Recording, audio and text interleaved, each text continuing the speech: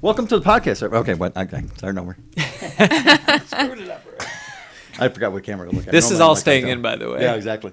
This is how it opens. Exactly. Welcome to the podcast, everybody. Today we have some awesome people with us, and we also have a studio audience. I don't think it's a record, but we do have 2 people in the studio audience this time. So yeah, exactly. Round of applause for studio audience.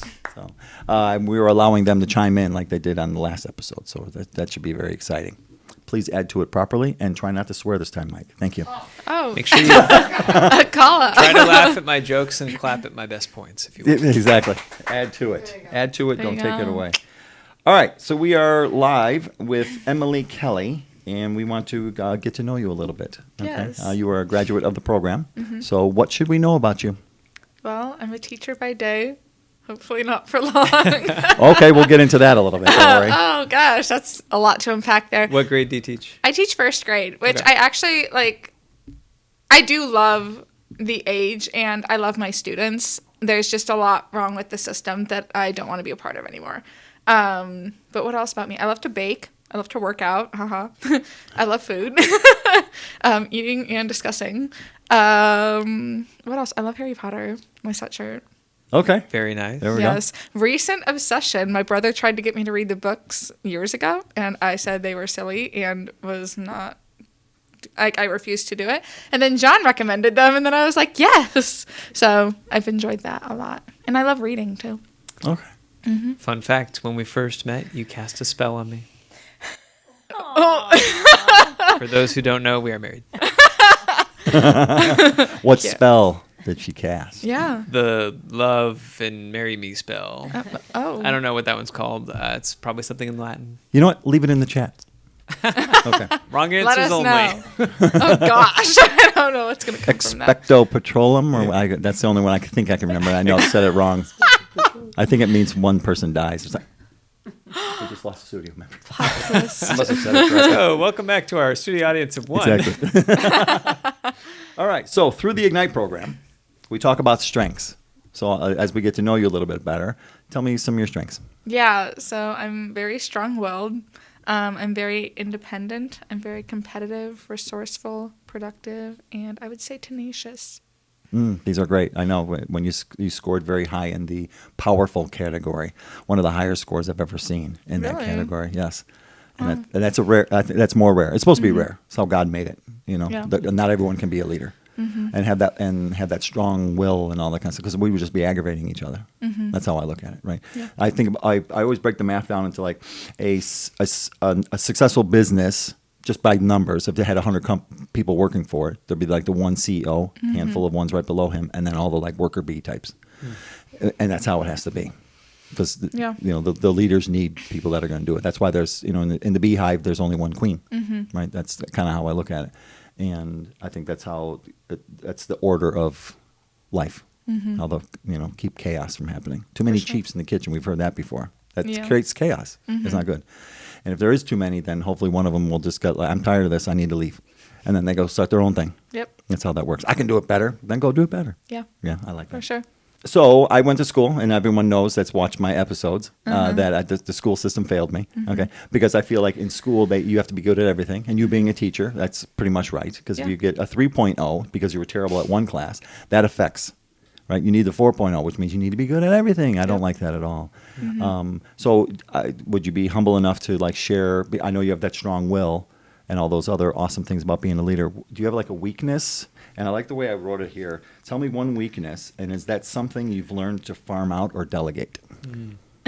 So the weakness that comes to mind is I have a lack of sympathy for other people. Not really something I can delegate out. If we're talking more like regarding like career and business, a weakness I have. Oh gosh, I didn't think about that. I would say it's not really stuff I can delegate. I get overwhelmed pretty easily, and I feel like that kind of leads me to like the paralysis where I'm like, oh my gosh, I'm so overwhelmed. I don't know what to do or like where to start or how to do it. So I started trying to reframe my mindset around that, where I'm like, okay, what's one small action step I can take towards the bigger goal? Because I see the big goal and I don't see the little things within it. So it's like, okay, how can I reframe this? I'm going to take one small action step, check that off, then I can move to the next one, check that off, and keep working through it. So not something to delegate, but something that I've had to learn a lot about and how to navigate for myself. And I think as you build your business, like there will be more opportunities to outsource. Right now, it's kind of tough because you are essentially a one-woman show. There's a couple things I can help with here and there, but like generally speaking, it's you versus the world with a lot of it. And so I think as you start to develop routines and systems and ways of automating it, potentially hiring people for certain things, you'll be able to outsource more. So I do think that is a really great business application of something that would be a weakness, which is just that at the moment, like you're doing it all, but at the moment you also kind of have to. So as soon as you get the opportunity to break away from that, I think we will see you outsource some of that. For sure. Some of the back end stuff, because I like it, but I don't want to do it for myself. If I was doing it for someone else, I wouldn't mind it, like just like checking the boxes, doing the busy work stuff. But when it comes to like my business and stuff, I don't enjoy it because I'd rather be like making the content, interacting with people, like working with clients, not so much like, oh, now I have to send out all these emails and now I have to send out all these like different things. So just like working on like the automation and like systematizing the back end of stuff or delegating it in the future. That's the goal. Right. So if someone like yourself who has the lack of empathy, like you were calling it, I don't have sympathy for people. Yeah. That's why we have HR departments, I would think, right? Like if you have 15 people that work for you and you're a little bit harsh, right? You could have one of those people be the nice one, the good cop. I'm not going to come to you with my problems because I'm not going to hear the thing I want to hear, right? That doesn't mean you're mean. Yeah. I just don't have tolerance for it. Yeah. And that's great because that also has a gift of being able to make very difficult decisions that and make them right. Yeah. Right? Sorry, this is how it has to go. And 4 people are going to die. Sorry. Right? Sometimes there are that way. Which kind of ties into an observation we've made before, which is that a lot of the weaknesses that crop up are counterpoints to our strengths. And so, yeah, I would say you are very decisive. And I do think that sometimes that comes from a place of not being overburdened by what other people are thinking about the decision, or necessarily, it's not that you don't care how they're affected. It just may not be the first filter you apply to the lens of a personal decision or a business one. For sure. Yeah. It's funny that you say I'm decisive because in this regard I am, but when it comes to like small tasks, like trying to choose an ice cream flavor, I ask John, oh my gosh, I can't decide between these 4 flavors. And he's like, which one sounds the best? I'm like, I don't know, you choose. The right answer is the one she didn't choose last time because she wanted to get it, but didn't. And so there you go. He has learned. A list on his phone of the flavors that I have wanted to try and haven't yet. Oh, that's great.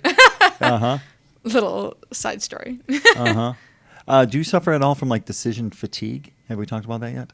Like, I don't want to make the decision tonight. You figure it out. Yes. Yes. Yes. I think especially because like being a teacher, the amount of decisions that we have to make every day, like, and it's like small decisions too, like stuff that people wouldn't necessarily think is necessarily a decision. But like when you have 20 kids coming at you and like asking you questions constantly, those are all small decisions that are like compounding into like this massive number. And like it's hard to keep track of. So it's all these small decisions throughout the day for like the 6 hours you're with the kids straight. And then by the time I get home, I'm like, I don't want to make a decision. You make the decision. Or like, I think that's like where, well, I actually didn't put that on my strengths, but something that's like a value of mine, where discipline comes in. I consider myself to be an extremely disciplined person. And I think the decision fatigue, there's a benefit to being disciplined when I have the decision fatigue because I don't give myself the option of like opting out of something. It's like I get home and I don't make the decision, oh, am I going to work out today? Am I going to eat healthy today? It's like, no, my food's in the fridge. My workout equipment is downstairs. I'm going down there whether I want to or not. So it's like the discipline kind of outweighs the decision fatigue at the end of the day, at least for me. Which I've always found pretty interesting because I almost feel like it's a decision, but you just made it ahead of time. It's like I've already decided that this is how I'm going to respond as soon as I get home. These are the things that I'm going to do. So you don't give yourself the option. Yeah. Yeah, and I think part of it's like I've established the routines. Like these are the exact things I do when I get home. These are the exact steps I take, and these are like this is how I implement what I said I was going to do. Like I don't give myself the option. So yeah, I guess I made the decision ahead of time, but in the moment it's not something I have to decide. It's like, well, that's what I said I'm going to do, and I'm going to follow through with it. So which is very different from me. I like to keep my options open and feel like I have freedom and flexibility at a lot of times. And so, you talked about how, if too many similar personalities are on the same workforce, it falls apart. There's some ways in which the opposites attract statement is very true for us. And we have things that we're both good at or things that we're both inclined toward that diverge. And I do think that sometimes it's going with one or the other depending on situations, and then sometimes it's finding a middle ground. So yeah, I would agree. You're a very disciplined person. well, thank you. And very hardworking. I don't know, do those two things go together? Because I would say you're the most industrious person that I know. Like you're constantly thinking about pushing the ball forward on something. Does that go with the elements of discipline and the decisiveness that we've talked about? Do you see those as separate? I think it depends on the person. I think someone can be very disciplined, but they may not have the same level of work ethic. It's just they're disciplined in making the choices of like, oh, this is what I'm going to do and this is how I'm going to do it. But I think when you have the two qualities together, I think it's a very powerful combination, because if you have discipline and you have a hard work ethic, you know it's going to get done. Pardon my language. Can I swear on this podcast? We are 40 episodes in, and that was the first swear. Oh no, I'm the first one. It's funny how Potty no one ever mouth Emily. asks before they swear. It's always after. Is this a I'm swearing so podcast? sorry. This is a swearing podcast. I can. It will be beeped. Do we have a money jar somewhere she can put $1 in? Yes, exactly. Yeah. Another thing we should know about you is you're very street, yo. She is. I'm very what? Street. Street. Street. Yeah. Oh, I don't know what that means. It's because you're street. The real street That means you're just wouldn't tough. even You're know. just- you're tough. well, You're like, thank you. yeah, exactly. Thank you.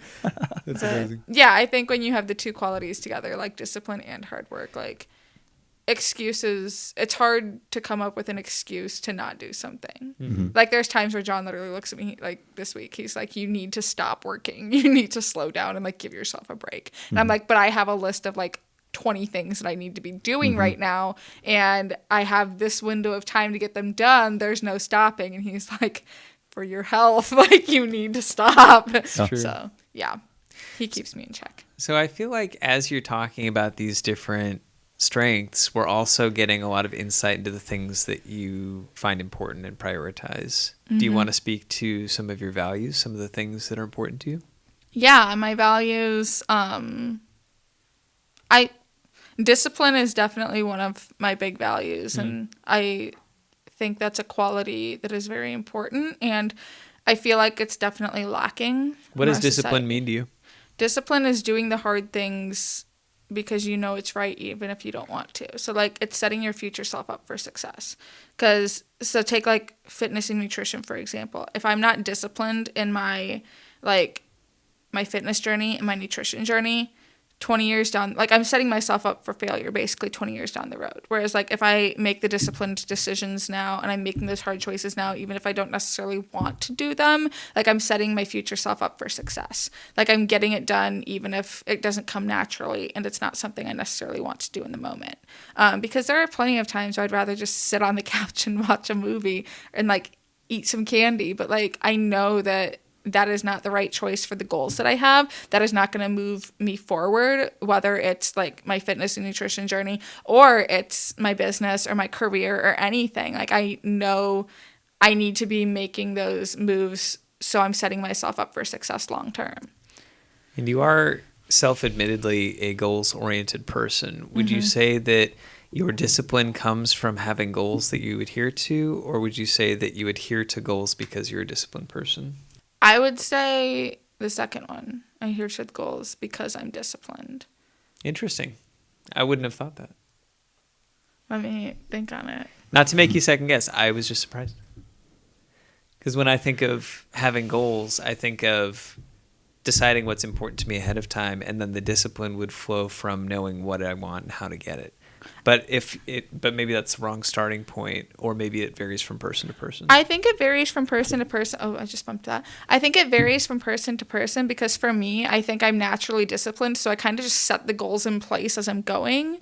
And like, yes, I think long term of like, this is what I want. Like, this is my 3-month, 6-month, year goal from now. Mm-hmm. But then I also am just like on the discipline train that like they kind of just fall like on the train tracks and I kind of just meet them where I'm at and like shift here and there if I need to. Do your goals change a lot? I think the ADHD causes it too.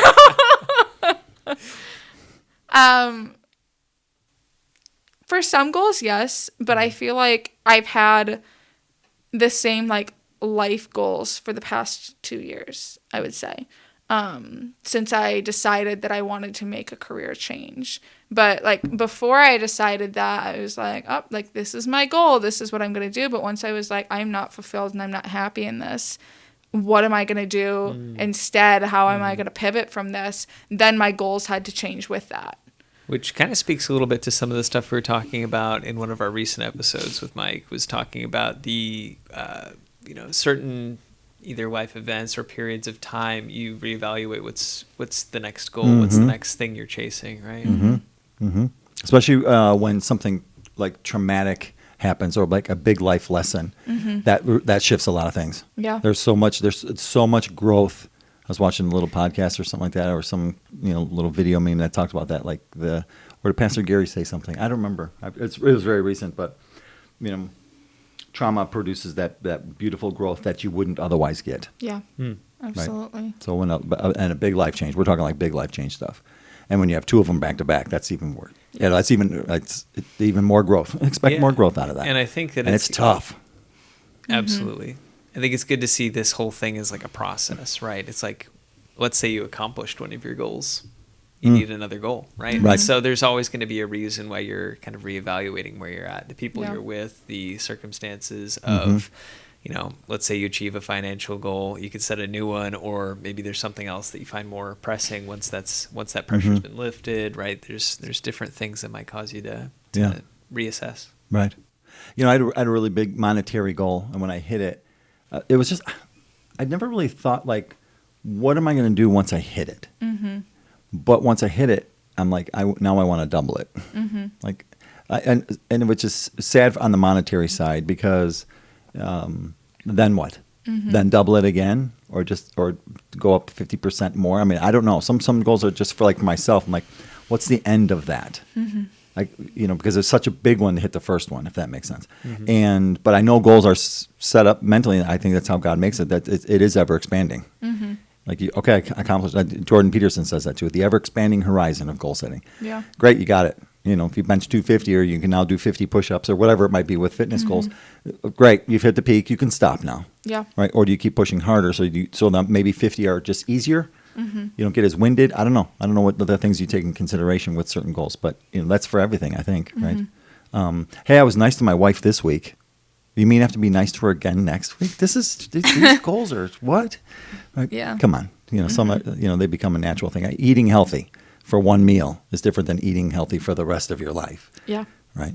So some have become habits too. Sorry, a little bit of a tangent, but no, I think that's relevant because you can think of it as different types of goals. Like I had a coworker who said something really wise to me, which is some games you keep playing to play the game. And she was a physical therapist, and we thought a lot about fitness and stuff, and like you get strong not so that you can stop doing repetitions of something, so that you can stop training walking or going upstairs. It's like, no, it's like now you can do the thing, and now you have to practice it, and now you have to continue doing it, or else it goes away. And so there's a lot of things that are, I would consider like process goals. It's like you do it so that you can get up and do it again tomorrow. Mm-hmm. And then there's some things that are like more achievement-based goals. And it's like, I really want to hit that bench press number just to show that I hit a certain level of potential and maybe prove something to myself, and maybe have some respect for my own capabilities, or maybe earn the recognition of this group of people or anything like that, right? And so you have to be in touch with your values, which I think is interesting because as you were talking about the finances, like the money,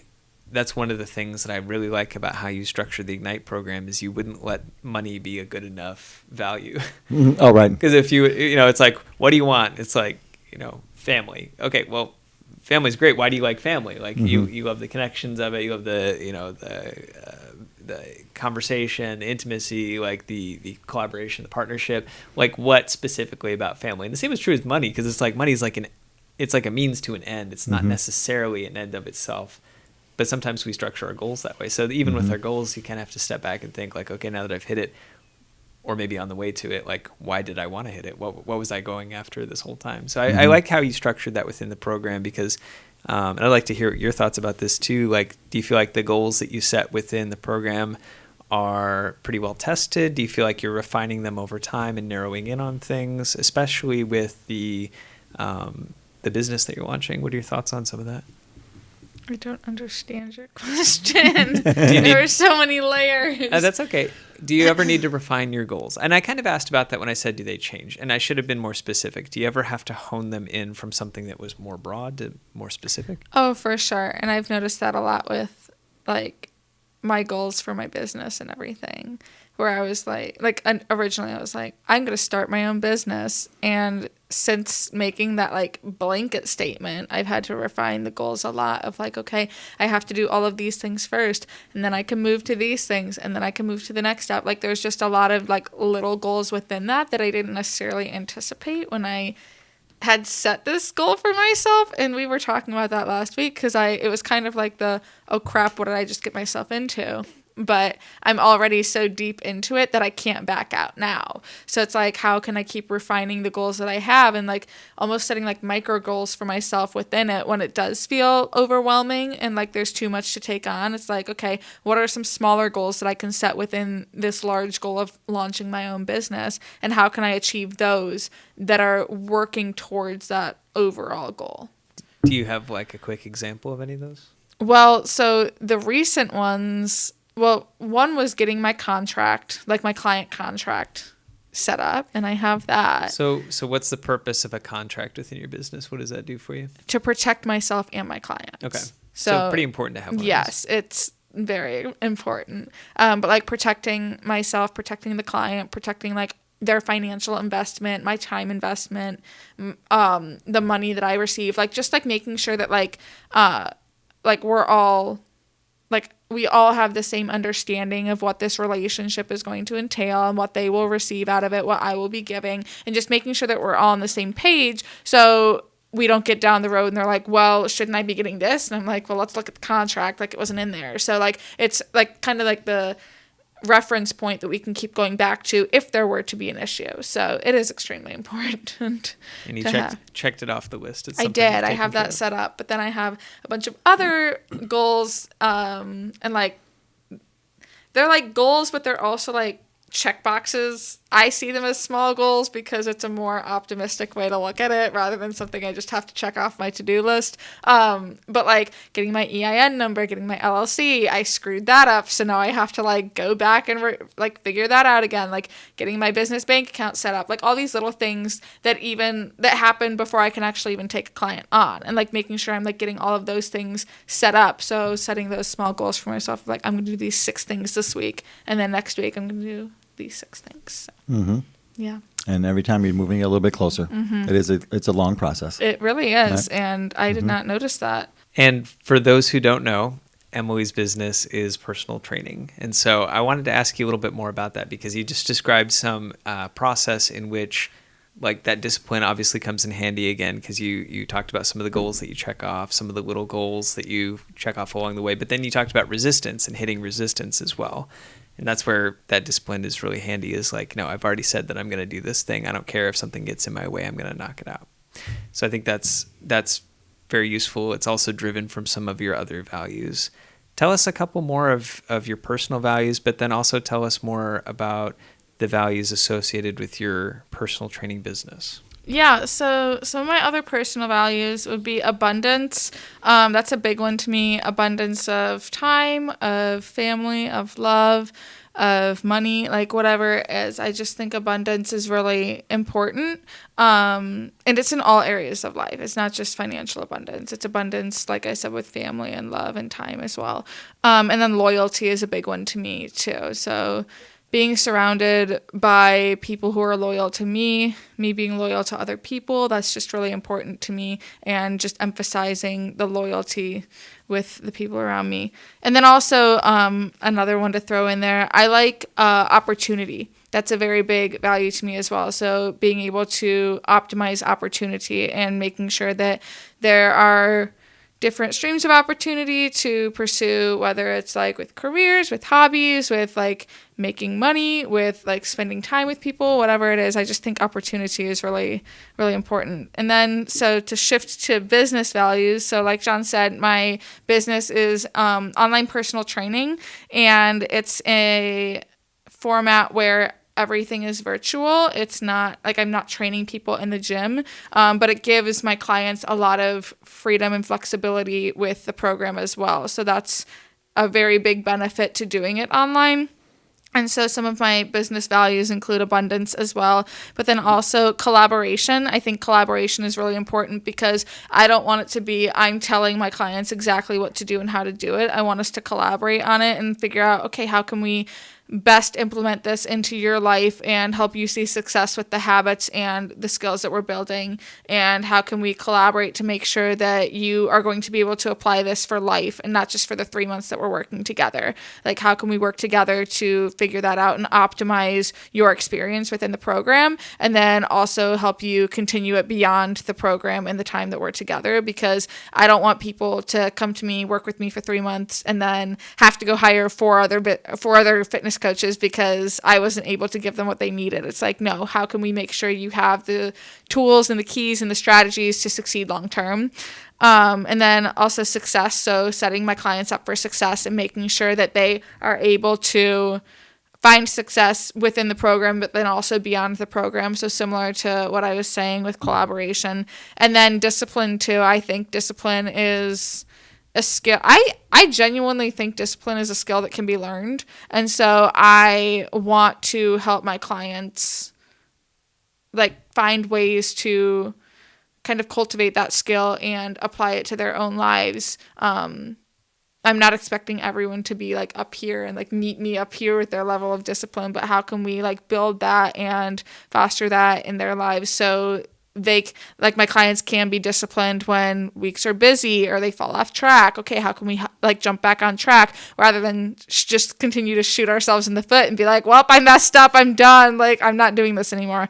How can we like get that discipline going and figure out how we can like move forward to success? And then also legacy. I think legacy is really important. I want to like have a lasting impact in the lives of the people I work with, not for people to look at me and say, oh, look at how great she is, but I want women to genuinely be like, she helped me change my life, but she's not the one that changed my life. She empowered me to do that.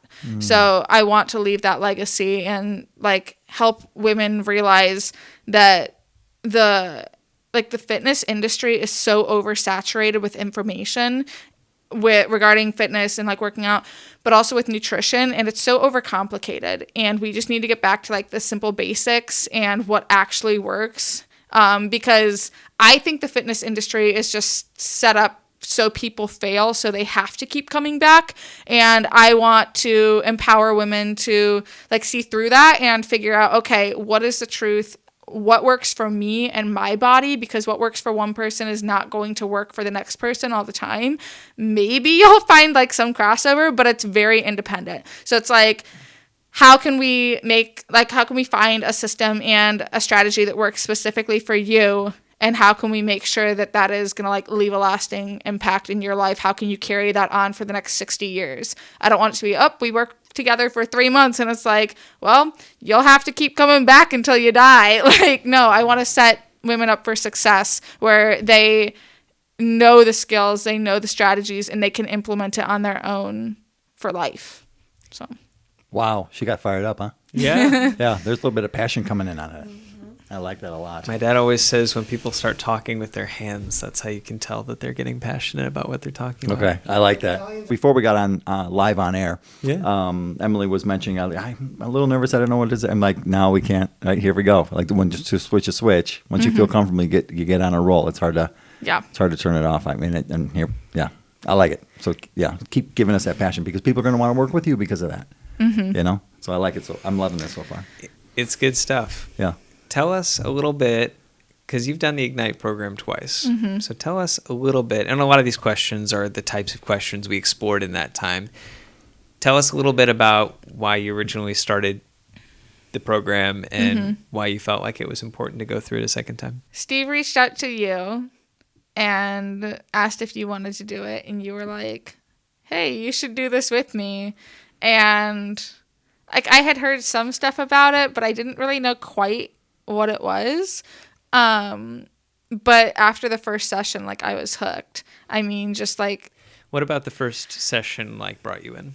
I don't remember specifically what we talked about, but I was like, this is going to help me rediscover my passions and figure out like what sets my soul on fire and like what I want to do.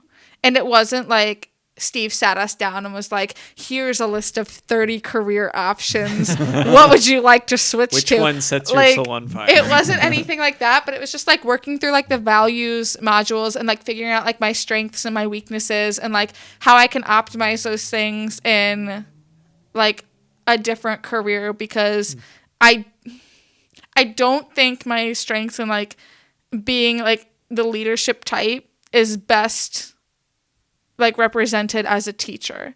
I feel like there's more that like, not that it's not important because I know firsthand how hard teachers work and I know how impactful they are in the lives of their students. Like I see that firsthand. I experience that firsthand. It's just not for me.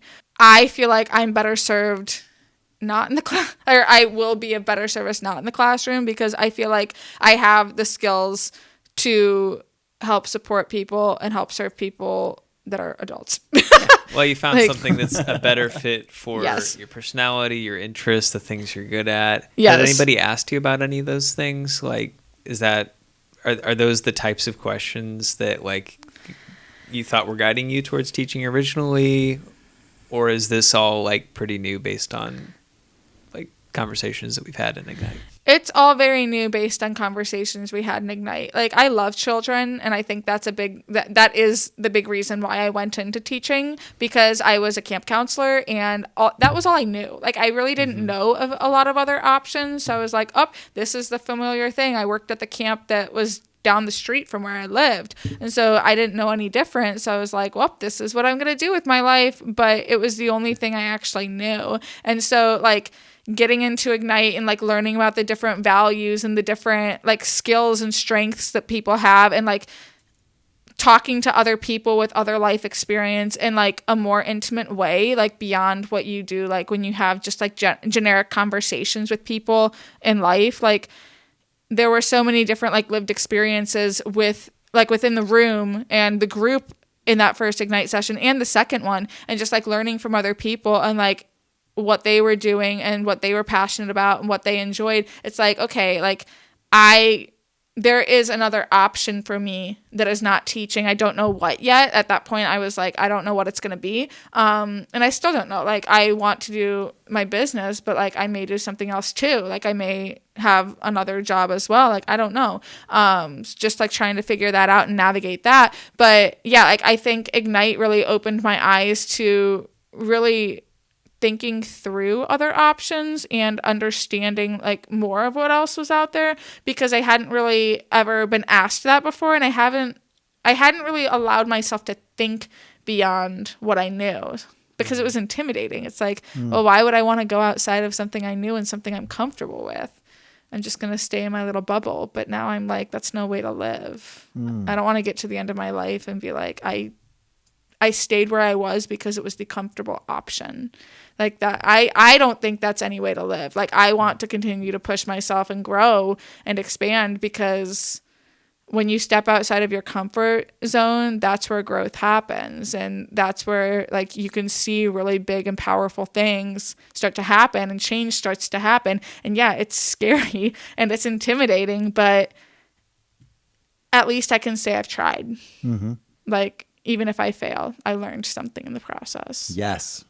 Preach on that one. I know we had some people wanting to ask questions from the studio audience, but before I get to that one,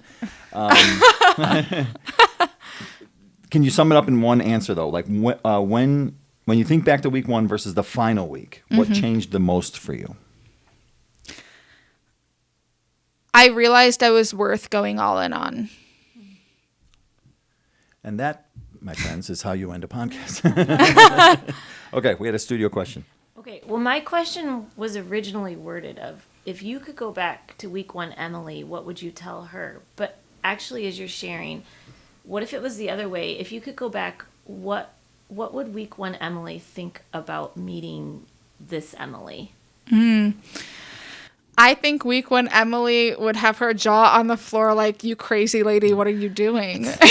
Because I have a stable 9 to 5 right now, and I'm like, I'm gonna start my own business. And like, that's scary. But I think week 1 Emily would be proud too, because I've been talking about this for over a year now, and I didn't think that it was worth chasing my dream because it felt scary and it felt uncomfortable. And going through the Ignite program, it's like, why would I stay stuck because something's scaring me? Like, that's no way to live. So like going through the program, it just really opened my eyes. Like, well, if other people can do it, why can't you? Like, why aren't you worth going all in on if other people are doing that? So it just really helped me like reframe my mindset around it and step outside of my comfort zone. And I am not the type of person who likes change. So the fact that I'm like actually doing it, I'm like, oh gosh, like this is scary. But it's also exciting because I'm not content with where I'm at professionally at all. Like, I haven't been for years, but I've continued to allow myself to go back to what's comfortable. And I've finally told myself, I'm like, no more. Like, I'm not doing that again. I'm not doing this to myself again. Because don't get me wrong, like, I love my students, but the system is messed up and I do not want to be a part of it. So I'm like, I'm not going to stay trapped for the next 42 years that I would have to work until I can retire. I'm not staying trapped in a system that I don't agree with and that I don't support.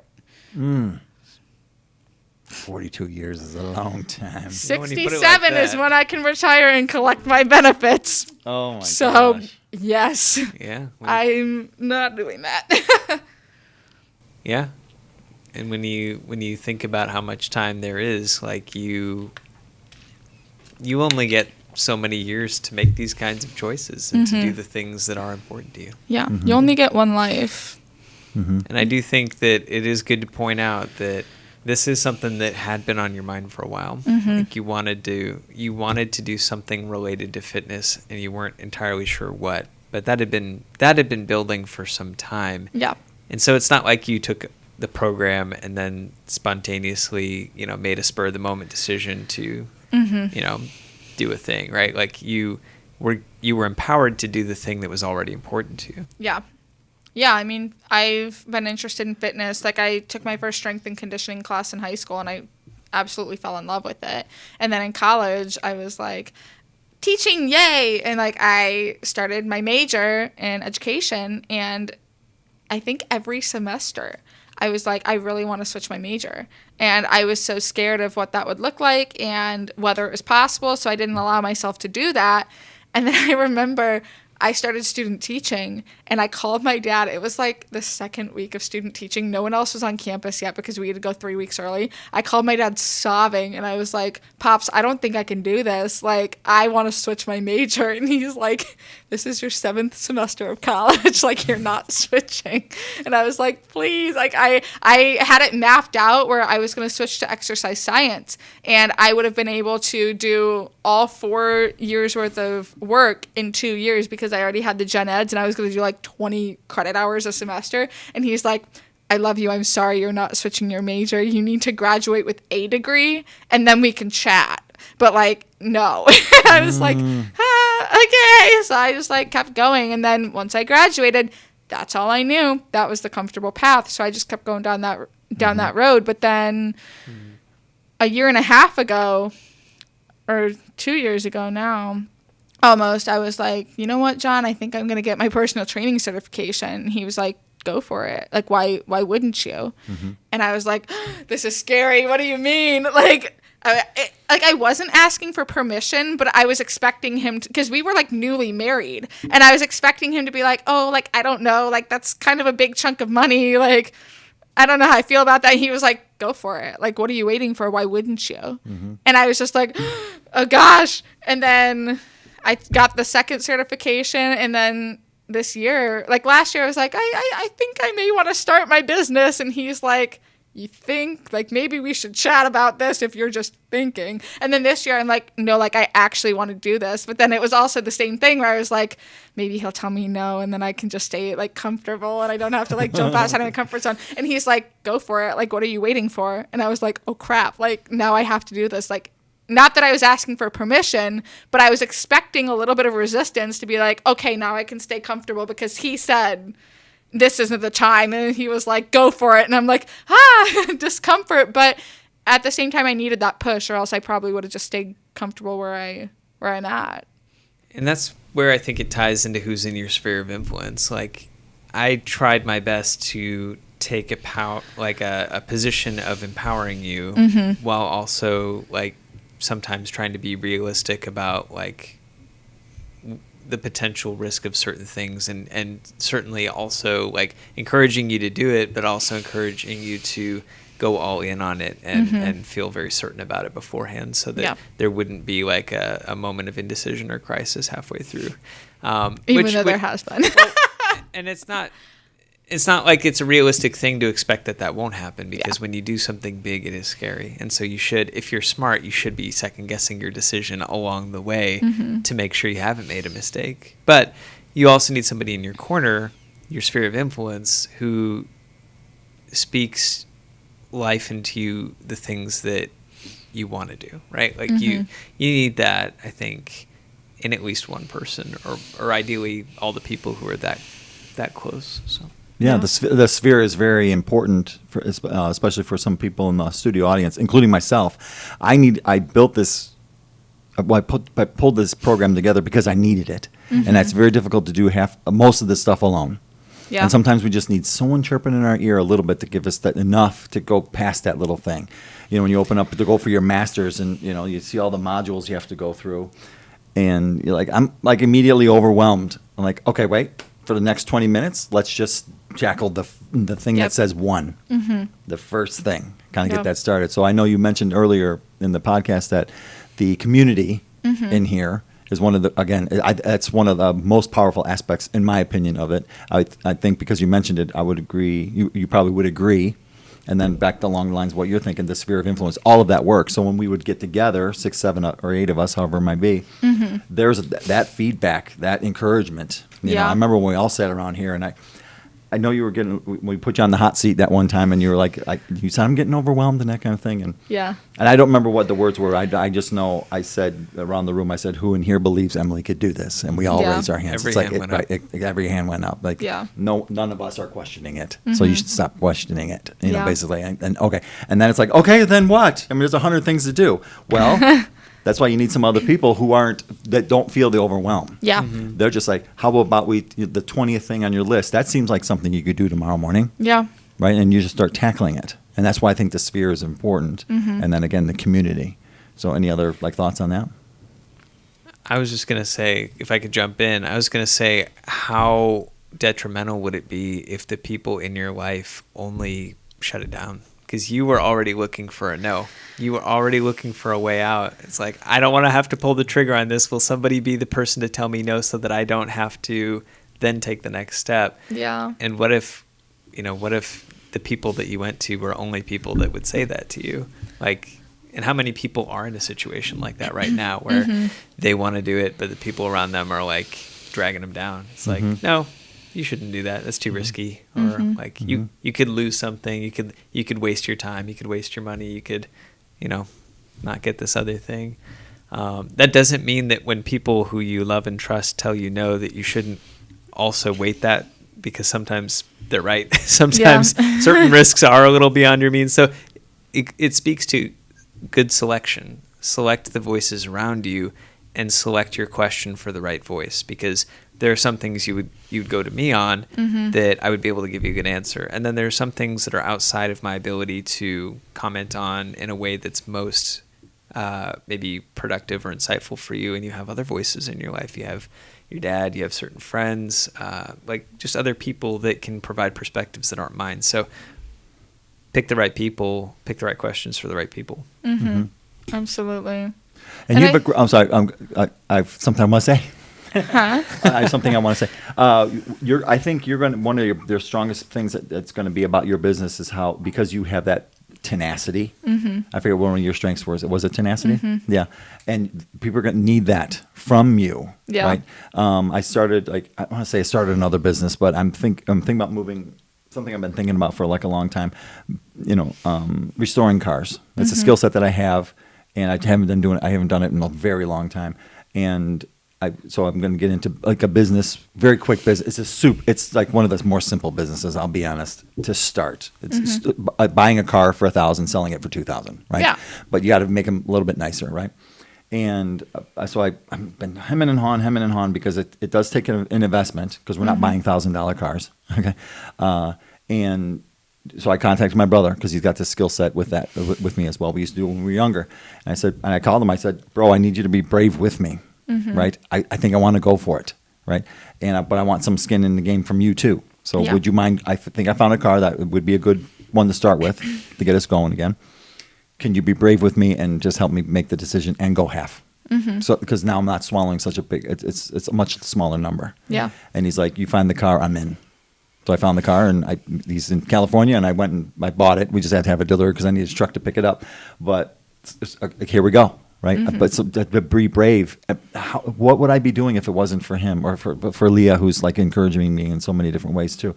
I would probably put it off another month, and then another month, and another month. We don't think about those kinds of things.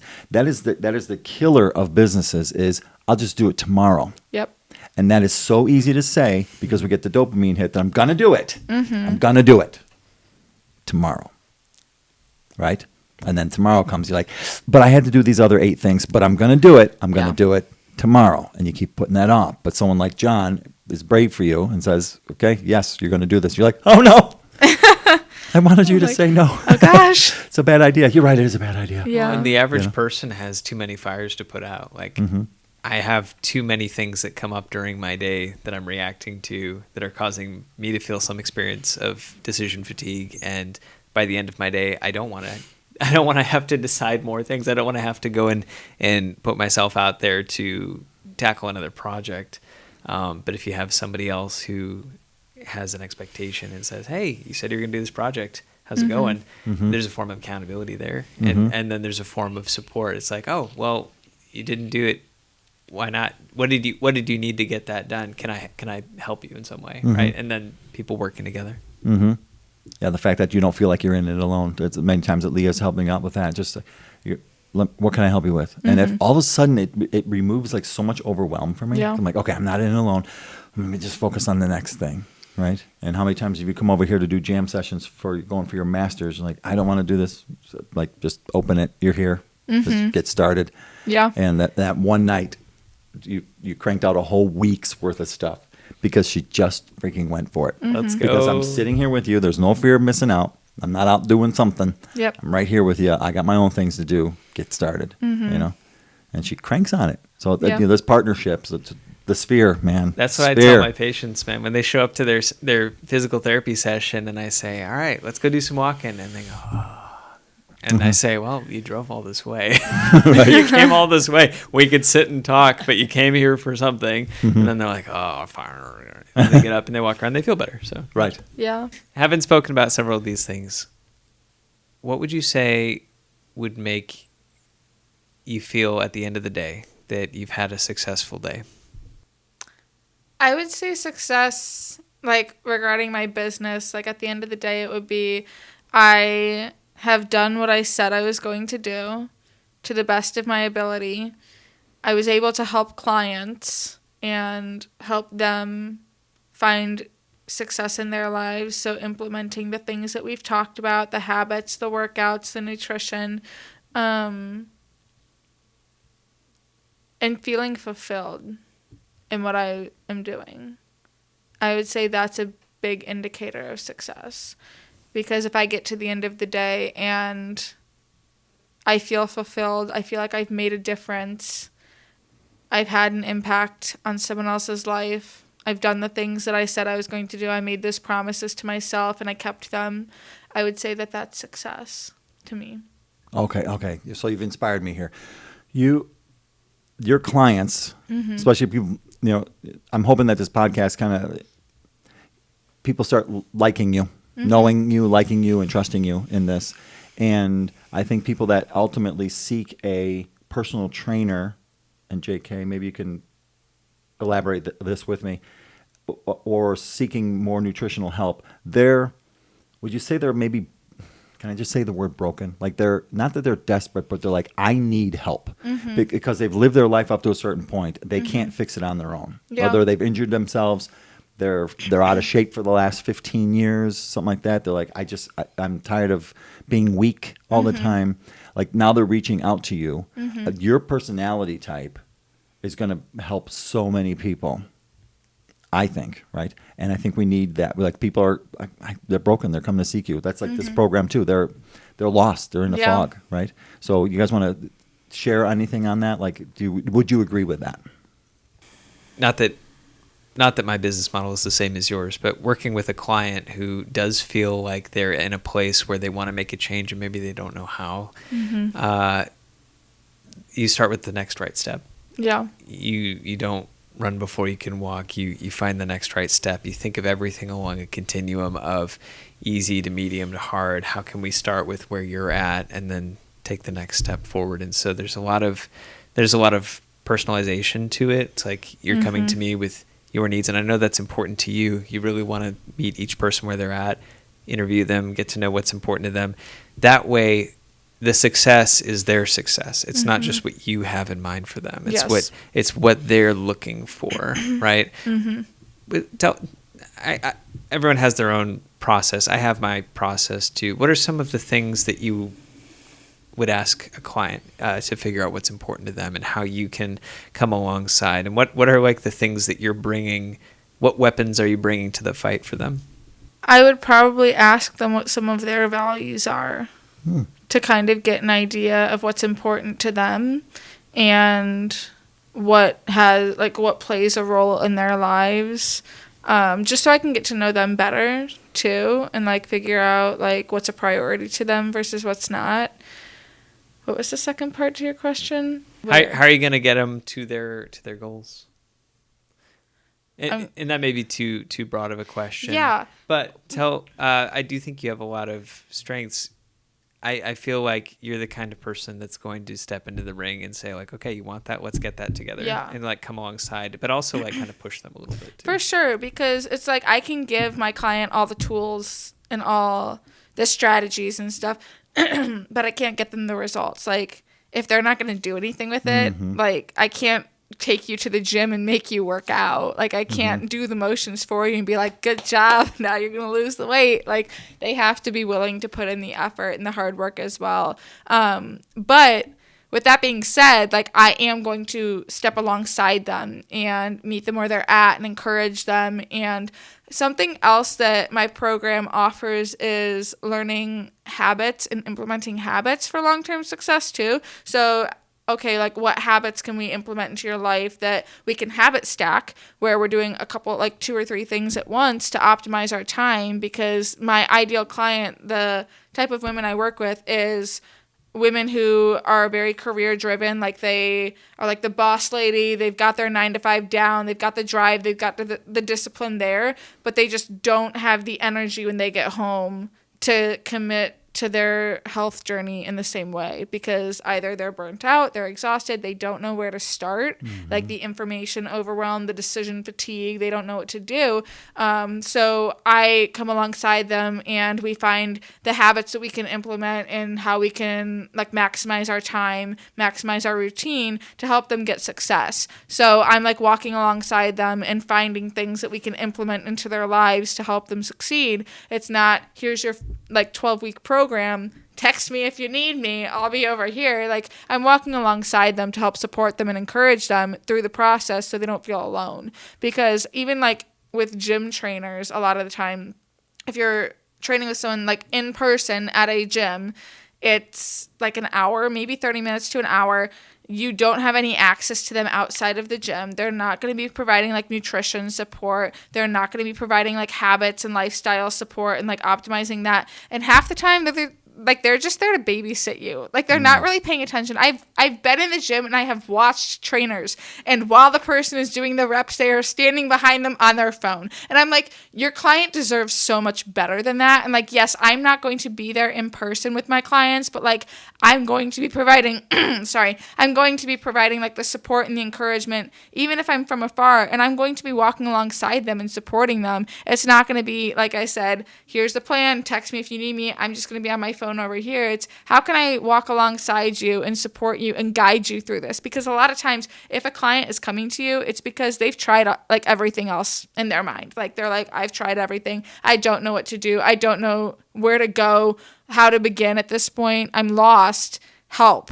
Like, that's why they come and hire someone for help for anything, but for personal training too. And so by that point, they're usually willing to try anything. And so it's like, okay, what can we do to help you succeed so you don't have to go to the next person and be like, I've tried this thing now too, help me. It's like, no, we're going to help you succeed and we're going to implement this for life now. And like, you're going to be set. I don't know if that answered the question. Yeah, it's a good answer though. I like Good it. answer. I do like Pretty it. good answer. How does someone get a hold of you? Oh, Where yes. can they find you? So my Instagram is Kelley Emily Fitness. So Kelley, and then EMILY Fitness. And then my email is kellyemilyfitness@gmail.com. Perfect. Okay. Well, expect that all those who are inspired by this enthusiasm to get a hold of her. I know we have someone in the audience that actually wants to use her. Yes, I'm writing it down now. That's great. Yes, I would love to work with anyone. Perfect. All right, so let's close it up. Yes. Number one, thank you for being here. Thank you. Yes. What kind of person do you think would benefit most from the Ignite program? I think anyone would benefit. Thank and you. That may be vague, but like, if you're a high school student, if you're a college student, to be honest, if you're a high school or college student, you have no clue what you're going to do with your life. I'm just going to say it. Like, you may think you know, but you don't. But even like if you're set in a career, I still think people who, whether they've been working for 2, 5, 10, 20 years, there's still so much value in this program and so much that they're going to benefit from, because a lot, like the questions that are asked in this program, I don't think I've ever been asked in my life. Like, what are your values? I've never been asked that before. And that should be something that we all know. And most people can't answer that if they're asked that. I remember when you first asked, I was like, what? Like, family. And you're like, well, like, let's look at this list of like 300 things. And I'm like, oh, like there's so many options. And it really forced me to kind of like narrow down what, like at the core, what do I truly value? Like, what is important enough to me to put on a list of 5 things out of all of those words? Like, what is that important to me? So I think just like understanding your strengths and your weaknesses, understanding your values, there's so much in the program that people can implement regardless of what like stage or season of life they're in. Like, it's going to benefit you. It's going to be a value regardless of whether you make $12 an hour or you're like a CEO millionaire. Like, there's something to be had for everyone. Yes. And I believe that. I did it twice. Yes. Like, I am very picky with how I spend my time, and I'm very picky with the people I spend my time with. And so the fact that I went through this program twice, I think personally goes to show the value that is there. Again, thank you for joining us. But something happened to me this week where I was at the end of a meeting with business people, and they had some sort of speaker there that was talking about goal setting and stuff like this. And and then the conversation switched. I wasn't there for that part. My point is, one of the business owners was talking with one of my friends, and he's like, yeah, they brought in like a self-help person. I'm not into that kind of stuff. I think it's hokey. And I'm thinking, what? You know, I'm like, we will never be friends. But I also thought, like, what type of person would think that getting your act together, like, that's hokey? Yeah. I don't understand why you would be, like, it almost sounds like that's like a waste of time. Mm-hmm. JK, could you close us up, like, with a 30-second response to that? And try not to use the word loser. For most people, I would assume that it speaks to the fact that they see taking that step as a form of weakness. They're afraid of admitting that they don't have things figured out or they don't have things together. And maybe they don't want the answers to those questions because they're not in a place where they can rock the boat, right? If your house isn't in order and you start tearing up floorboards, you might fall on you, right? Mm-hmm. And so I think some people probably are not in a place where they're open to hearing that, at least without disarming some of those barriers. And the right person can come along and probably ask the right questions and maybe disarm that or change what their perception of it is. Because they may hear self-help and hear sympathy, right? I don't need a bunch of people to sympathize with me, right? But if self-help means something else, or if it means more something like personal growth, where it's like you're learning and changing and discovering who you are and what you want, maybe it's just the wording of the sales pitch could be refined that would hit them in a better place. You never know what a person hears when a word is said, right? And so I don't think everyone hears the same thing when they hear self-help. All right, that makes sense to me. That makes sense. So again, Emily, thank you for being here. Yes, thank you for having me. I believe in you. We all believe in you.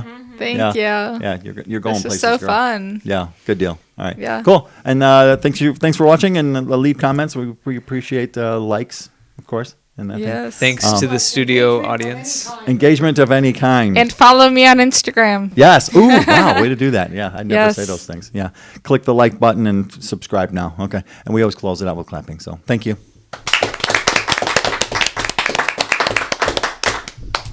Yay. All right. That's a wrap. Good. Well done. You did it. Yay. First podcast.